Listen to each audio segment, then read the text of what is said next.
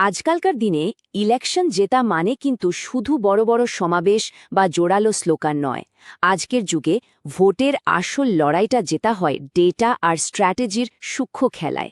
চলুন এই নতুন রাজনীতির গভীরে গিয়ে দেখি কি করে তথ্য ব্যবহার করে একটা নির্বাচনের ফলাফলকেই পুরোপুরি বদলে ফেলা যায়।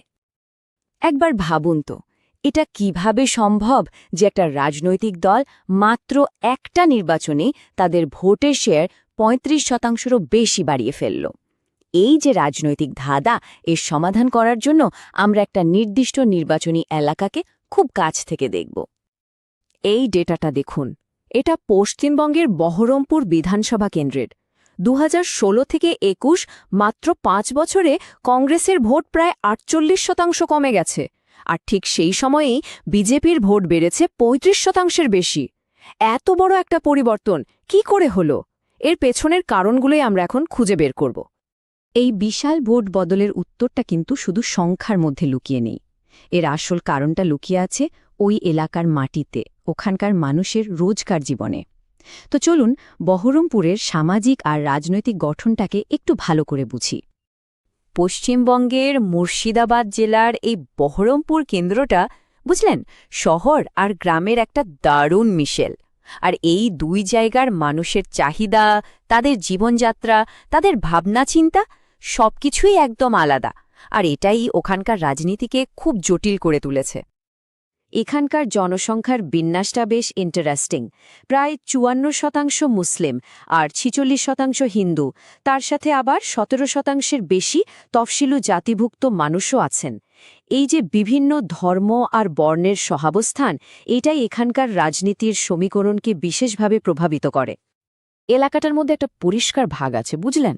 শহরের ওয়ার্ডগুলোতে হিন্দুরা সংখ্যায় বেশি, আর তাদের মূল চিন্তা হলো নাগরিক পরিষেবা, মানে জল, ড্রেন, রাস্তা এইসব নিয়ে।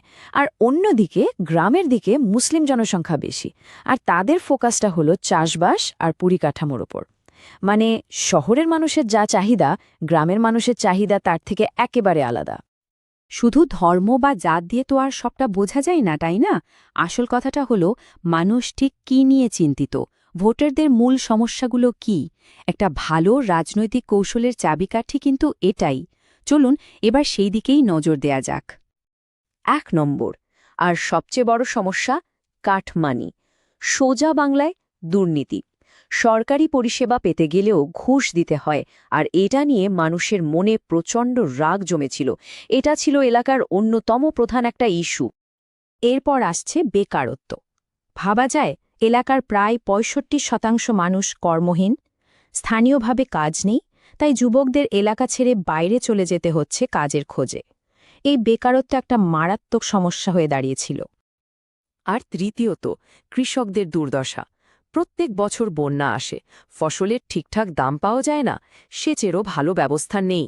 ফলে কৃষকদের জীবনটা খুব কঠিন হয়ে পড়েছিল, আর এলাকার অর্থনীতিতেও তার গভীর প্রভাব পড়ছিল। এই টেবিলটা দেখুন, কি পরিষ্কারভাবে বোঝা যাচ্ছে শহরের লোকেদের প্রধান চিন্তা জল জমা, ভাঙা ড্রেন আর চাকরির অভাব নিয়ে।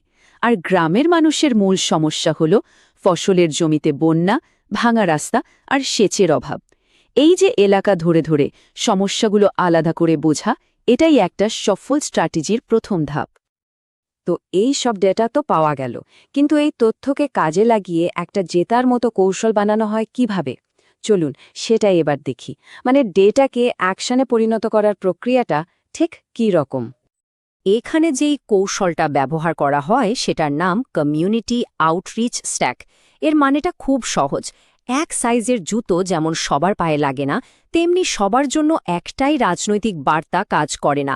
তাই প্রত্যেকটা গোষ্ঠীর আসল সমস্যাটা বুঝে ঠিক তাদের জন্য আলাদা আলাদা বার্তা আর প্রতিশ্রুতি তৈরি করা হয়। যেমন ধরুন, কৃষকদের বলা হলো সেচের ব্যবস্থা হবে, ফসলের ভালো দাম দেওয়া হবে। যুবকদের জন্য আয়োজন করা হলো চাকরি মেলা আর ট্রেনিং ক্যাম্প। মহিলাদের কাছে পৌঁছে দেওয়া হলো বাড়ি, গ্যাস আর রাশনের প্রতিশ্রুতি। আর তফসিলি জাতিভুক্ত মানুষদের জন্য স্কলারশিপ আর চাকরির কথা বলা হলো। মানে যার যে ঘা, ঠিক সেইখানে ওষুধ দেওয়ার মতো ব্যাপার। এই যে পুরো অ্যানালাইসিসটা হলো, এর ফল কিন্তু শুধু কিছু ফাঁপা প্রতিশ্রুতি নয়। এর থেকে তৈরি হয় একটা নক্কার গভর্নেন্স ব্লুপ্রিন্ট, মানে একটা প্রশাসনিক পরিকল্পনা, যেটা পুরোপুরি ডেটার ওপর দাঁড়িয়ে আছে, শুধু মুখের কথায় নয়। যেমন প্রথম বড় প্রতিশ্রুতি ৫০ কিলোমিটার নতুন এবং উন্নত পাকা রাস্তা তৈরি করা হবে। এটা গ্রামগুলোকে সরাসরি বাজারের সাথে জুড়বে। এতে পরিকাঠামো নিয়ে মানুষের যে ক্ষোভ ছিল সেটার একটা সরাসরি সমাধান হয়।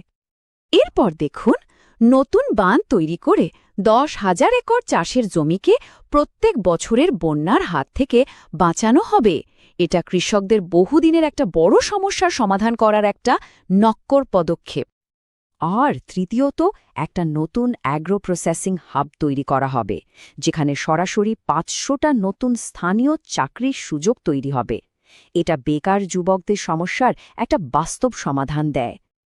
তাহলে শেষ পর্যন্ত আমরা কি বুঝলাম? আজকের দিনে ইলেকশন মানে শুধু ভোট চেয়ে জেতা নয়, এটা আসলে গভর্নেন্স বা প্রশাসনের জন্য একটা ডেটা ইঞ্জিনিয়ারিং।